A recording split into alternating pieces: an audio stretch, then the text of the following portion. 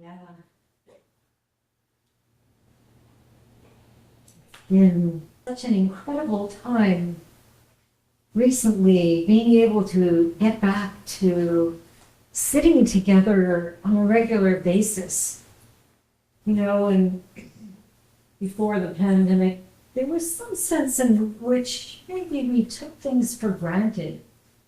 Oh yeah, we'll just go next time. Or, oh, I can't do this session. Oh, I'll do the next. And then everything stopped. Mm-hmm. And little by little, please feel free to turn this way. Little by little, here we are sitting together on New Year's Eve, 2022. Mm-hmm.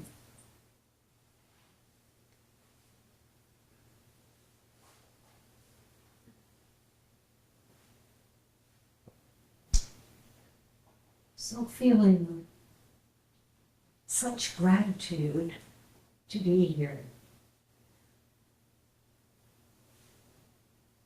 Gratitude.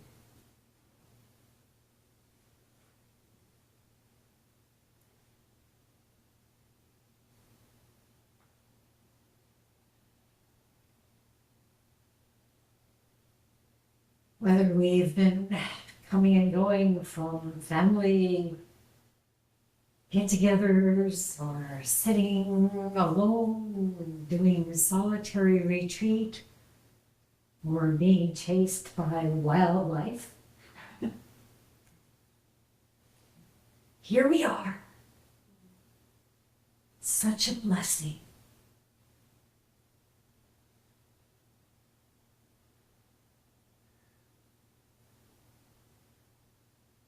And we know that we're here appreciating this practice together in the midst of turbulence, trauma, sickness, injury, and loss.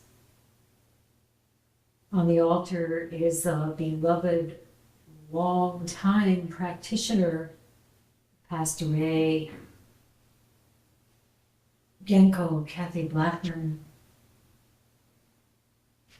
And recently we did a 49-day service for Nikyu's wife, Sandra Strickland. And our long-time practitioner, beloved Dharma sister, Moko Karen Neslik, is now in hospice, Francis House. She first started practicing because at the time, before we had this beautiful zendo, we had a zendo in the attic of my house in the Westcott neighborhood, and she and Dick at that time had been living in a house on just behind mine. And she kept hearing the Han. And when we play the Han, it is an invitation. It's an invitation to pay attention, first of all, to realize, oh, these beats are getting faster. And again, and faster, and then getting faster. Like an hourglass.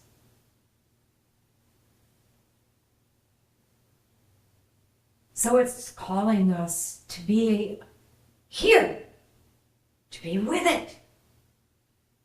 But also, we play it before Zazen. We play it dawn and dusk, and we play it at important ceremonies like this one. So she heard the Han, and finally she decided to find out, what is this? And she came and joined us in the Zendo, and from that point on, became an ardent practitioner And as she became ill in recent years, the most she could do was to join us for Dharma study. She was really so diligent with that. No matter how she felt, she managed to get here. When, before the pandemic, we did that one Sunday evening a month. And we will be going back to that starting in February, Sunday afternoon, Dharma study. And she will be with us. And Saikyo Terry Keenan, who started sitting a little before Moko, is also in very bad health.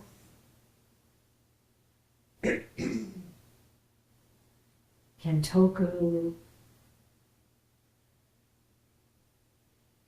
Ryujo, so many of the old timers are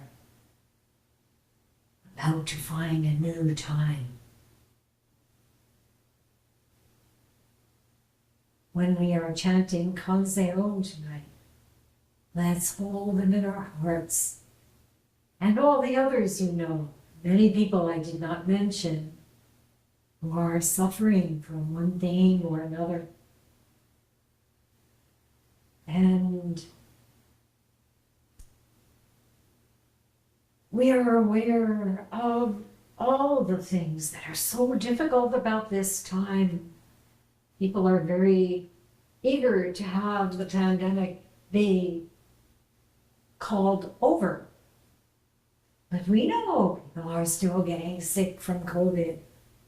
Many in our Sangha right now. And we know it will be around for a while. So what can we do? Sit. Come together this way, taking precautions and doing our best to stay healthy and avoid the whole plethora of things that are out there waiting to leap, not just dogs. RSV, the flu, the things without any name, they're gonna get us. And eventually, the Han will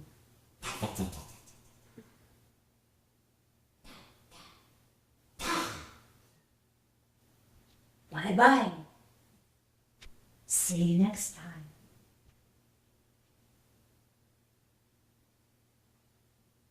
So today I received an email from a friend I got to know over the years, who's the head monk at Shogen-ji.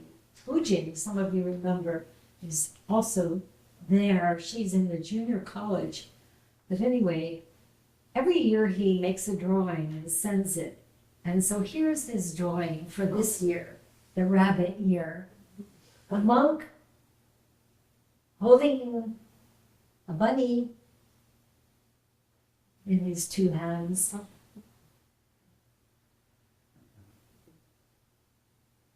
And he has two characters at the top. And one is harmony and the other is face. Harmony and face, kanji. And so I'll read you what he wrote.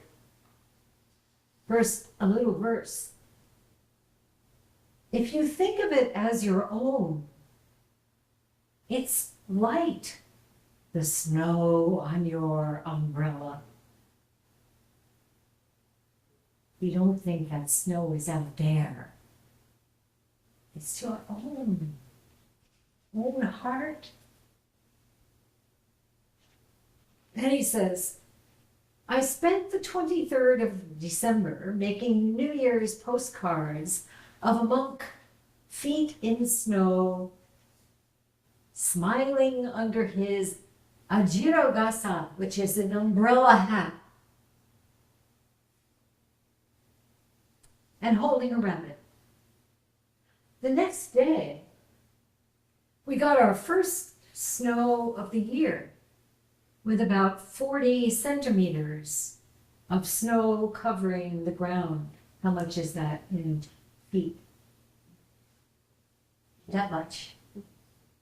So maybe a foot. Doesn't seem like much to us, especially for our friends in Buffalo around that time. But he says, snow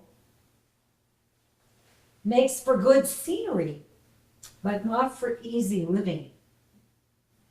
We spent the whole day shoveling the road up to the monastery. It's a very long road up the mountain. And spent the night in our unheated temple. A lot of work, but fun. And at day's end, we felt somewhat like the monks I had drawn.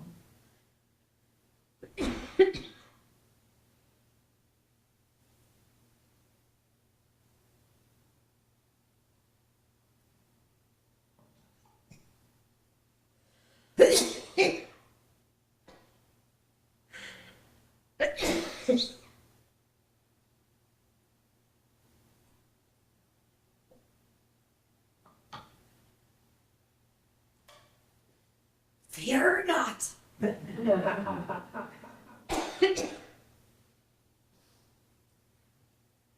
little something. You gotta stop.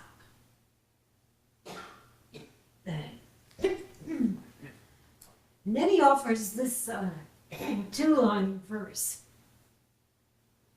I think we can all relate.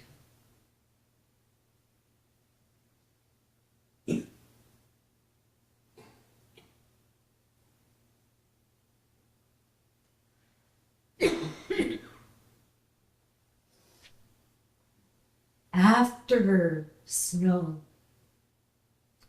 one can appreciate the steadfastness of the pine.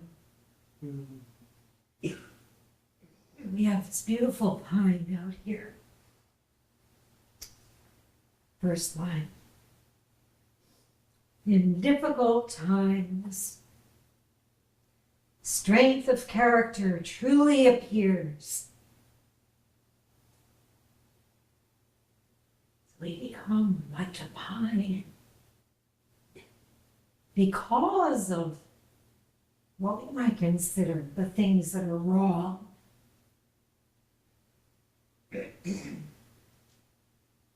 Even if I can't speak well, I can't bow well because I fell a couple of times this week. We just do what we have to do, right? We're getting old. We're so fortunate that we're actually getting old. Yeah. Then he says the characters harmony and face combined to describe an expression that provides peace and joy for one another. And these are two aspects of the rabbit year. Those of you, anyone born in the rabbit year? Yes? Wonderful. Quite a few.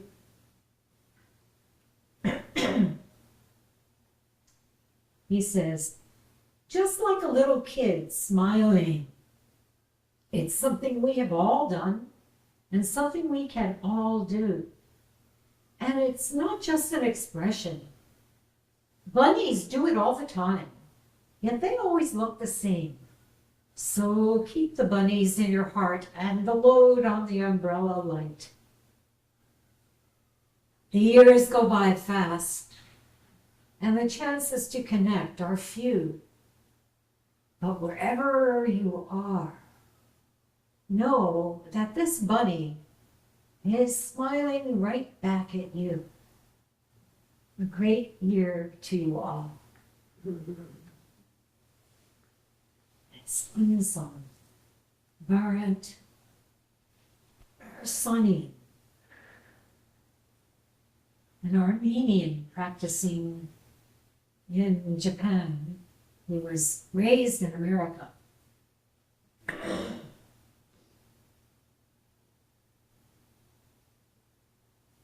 So, thinking about all the difficulties of our lives and these challenges that come and go, and the difficult times, and feeling the strength of the pine.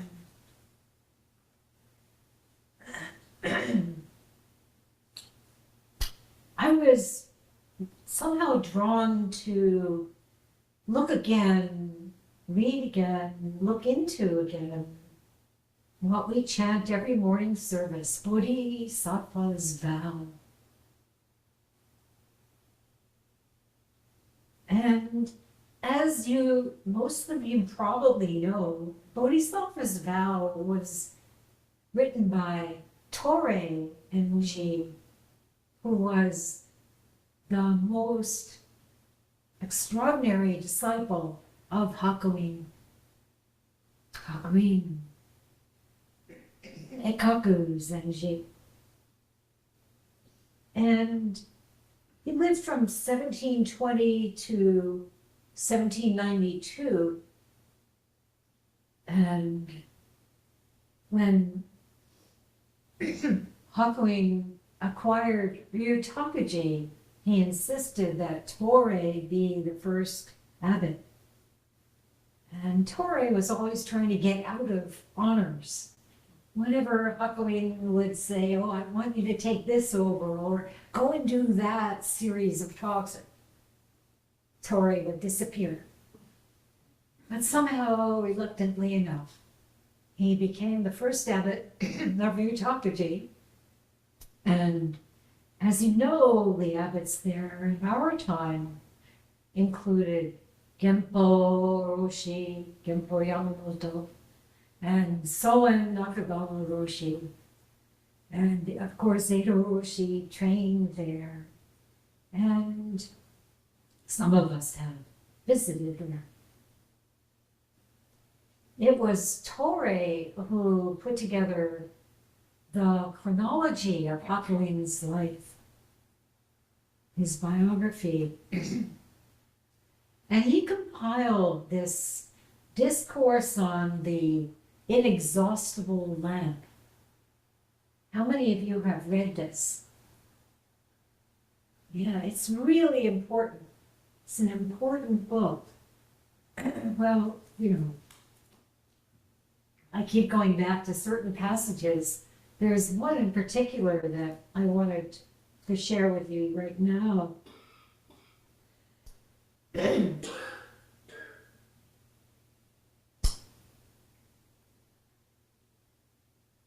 Genuine insight into one's true nature only emerges in the midst of great doubt and great faith. It is not the result of accumulated learning and discrimination. When the time is ripe, it appears of itself.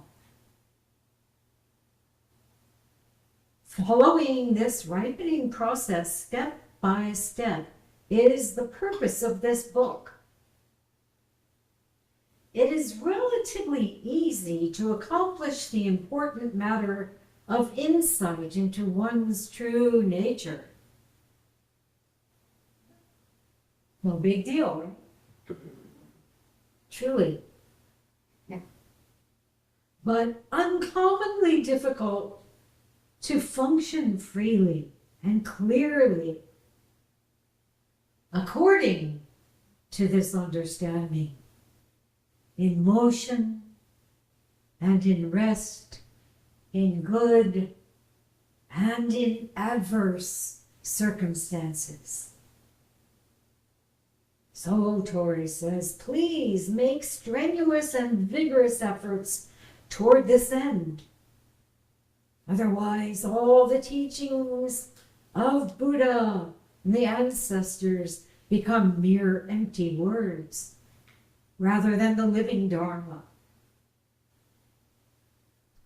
Tread the path of sincere practice with uninterrupted concentration.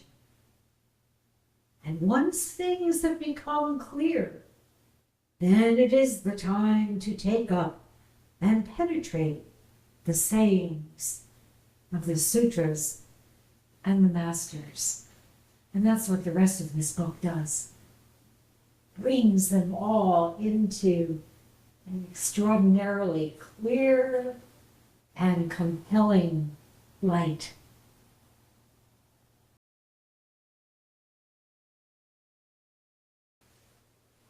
So I want to go a little bit into Bodhisattva's vow with you. And you have a sutra book behind you. And Teisho, what page is Bodhisattva's vow? 14.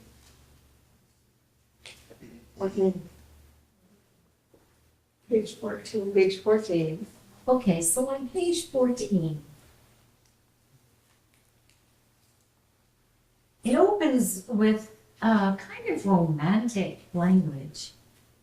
When you think about all the issues and problems that beset us, we hear this. When I, a student of Dharma, look at the real form of the universe, all is the never-failing manifestation of the mysterious truth of Tathagata, mysterious truth of the Buddha's teachings. So we might feel in some kind of cynical way that this is not what we are experiencing. Huh? You ever feel that way when you chant Bodhisattva's vow? Yeah, maybe some people are feeling that they are looking at the real form of the universe and feeling this is it. This is the never-failing manifestation. But right now, maybe I don't. What is the issue here? First of all, when I, a student of Dharma, what does this mean? Certainly not, as Torre said in that passage I read, that you are studying in books, except for this one, you're allowed to study this. That you are taking classes, that you are using the discriminating intellect to collect facts. Does it mean to be a student of Dharma? Anybody? To practice it. To practice it? Practicing it, right? Not reading about it, but practicing it. When I, a student of Dharma, also, remember the word he used, insight, right? A student of Dharma looks, right? Looks into it. When I, a student of Dharma, look at the real form of the universe, this real form,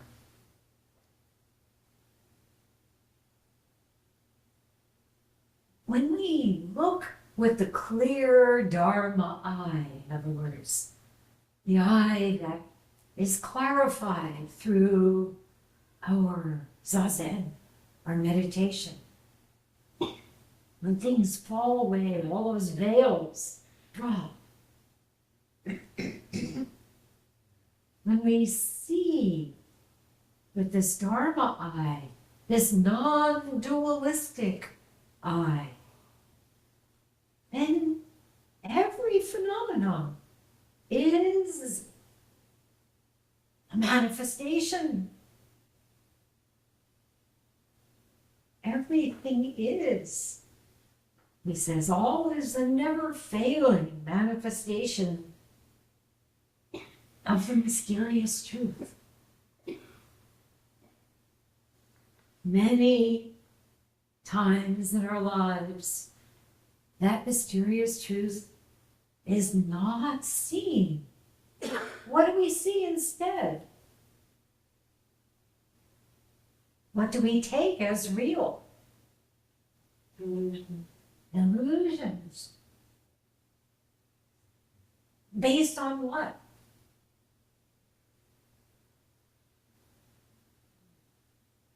Our thoughts. Thoughts that are based on what?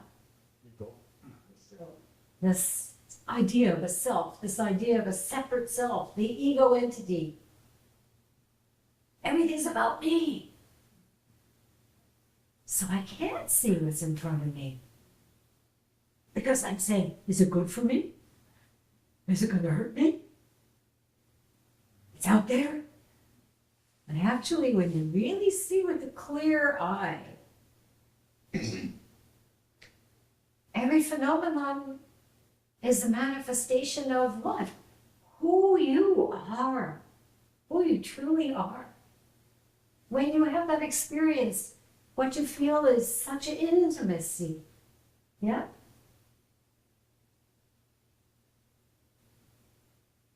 When you look at something, especially in nature, let's put it that way, taking a walk, and something catches you,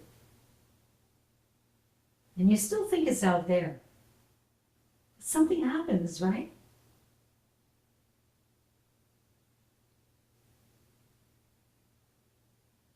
That's who you are.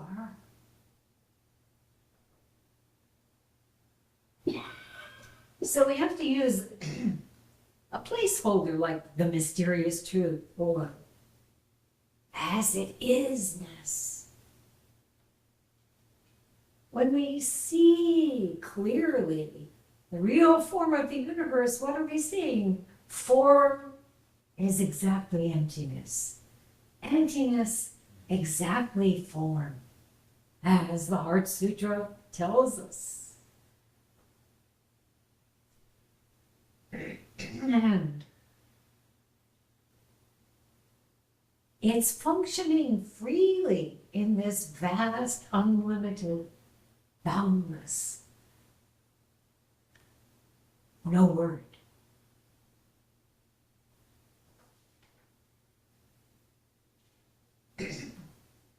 How can we put it in the Song of Zazen? To regard the form of no form as form, whether going or returning, we cannot be any place else. Going and returning is just a matter of how we are living our lives. Being true to what is arising in this very moment. Not seeing it through a lens of all the different self-concerns that we normally bring to everything.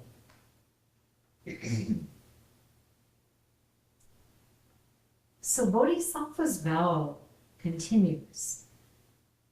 In any event, in any moment, and in any place, none can be other than the marvelous revelation of its glorious light.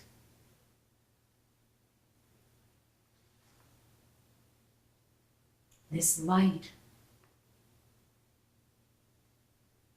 Atati, you are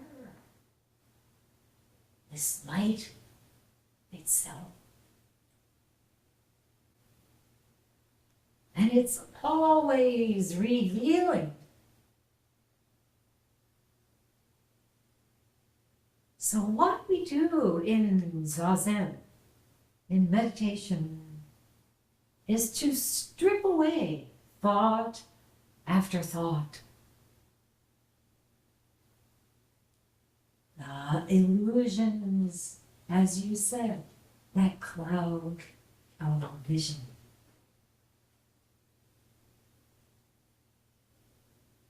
And of course, the illusions arise because of our attachment to things that come and go, temporary forms that have no inherent existence. But we take them to be permanent, and somehow we think that's real.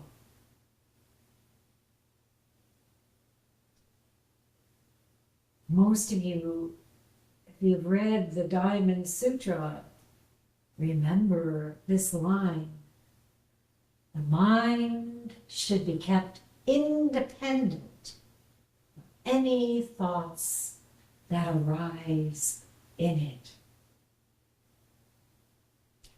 If the mind depends on anything, it has no sure haven. And when we feel we have no sure haven, that is really the source of suffering. Constantly grasping after things that we think will make us feel better and end up distracting us from this great, clear light.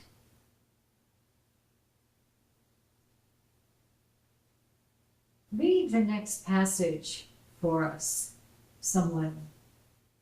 It starts with this realization made our ancestral teachers and virtuous Zen masters extend tender care with a worshiping heart, even to such beings as beasts and birds. Thank you. Now, I don't think any of us has a problem extending this care to the people we like, to our dogs and cats.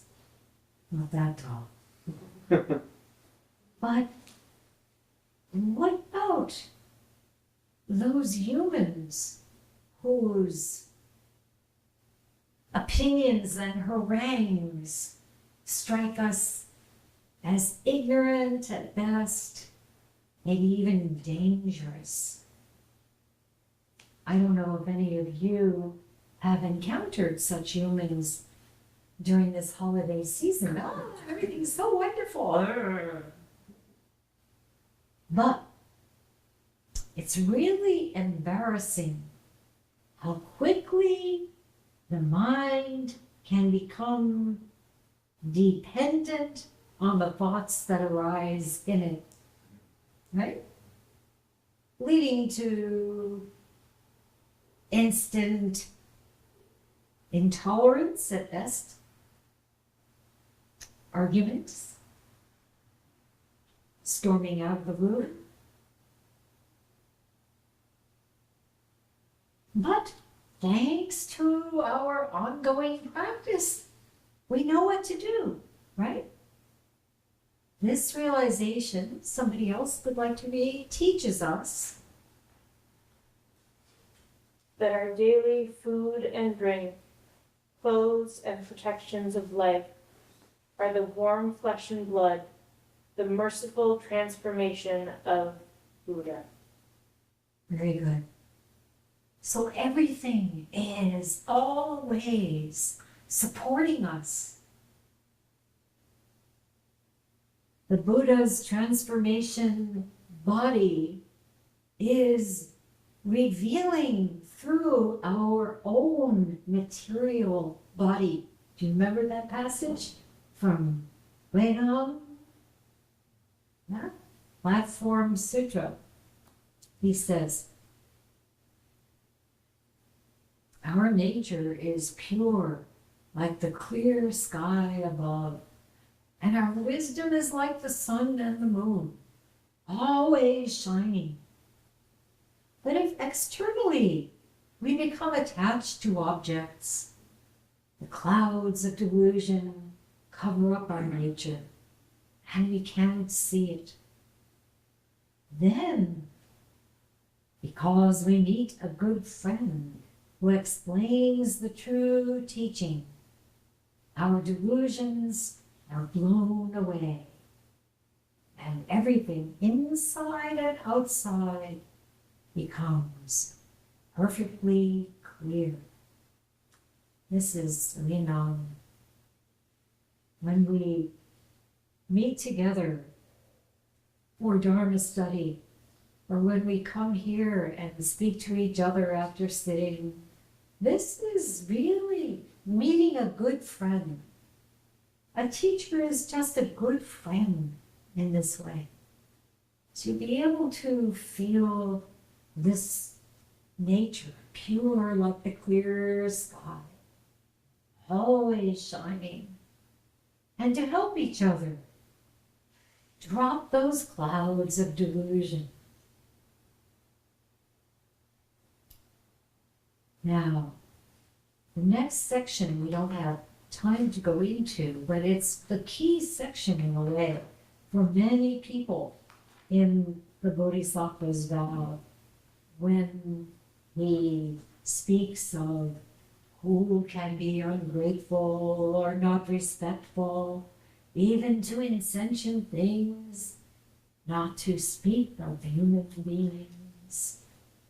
And then he says this very well-known passage. Who would like to read it? Even though they may be fools, be warm and compassionate toward them.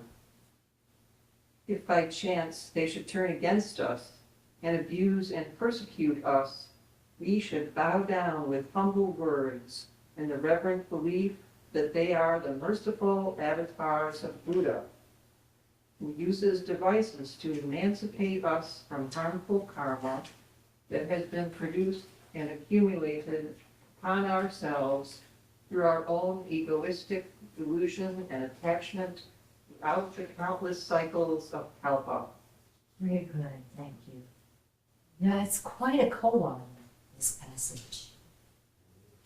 When we are aware of widespread injustice, poverty, suffering, and it's really profound for those of us who have a history of abuse and persecution, whether physical or psychological. And we have to recognize that. We have to work with that history. We can't just pretend it's not there. There are many long-lasting effects. And as you may have noticed, anger and hatred can lurk unexamined, going underground, producing toxic reactivity in all kinds of harmful ways. It's not just among those guys out there.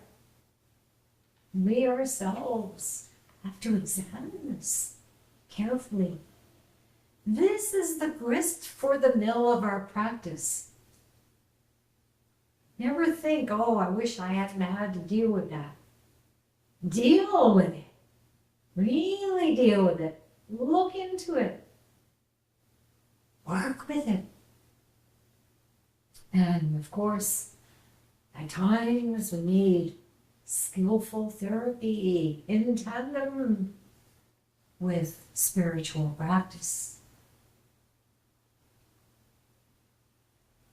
So I want to just also add, bowing down with humble words does not mean becoming a doormat or pretending things are okay when they're not. We learn through our practice how to transform these difficult emotions rather than getting stuck in an endless round of self-pity and self-flagellation. So this is really what we're doing. This is what practice is all about. And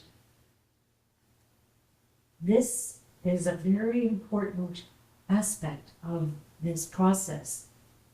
As we develop compassion and insight, we learn how to love ourselves. It may seem as though it's taking a long time, and it does, but it is essential for us to work together to extend the loving kindness of this practice to all beings. So thank you so much for being here and sharing this practice with me and opening to a new year, the year of the rabbit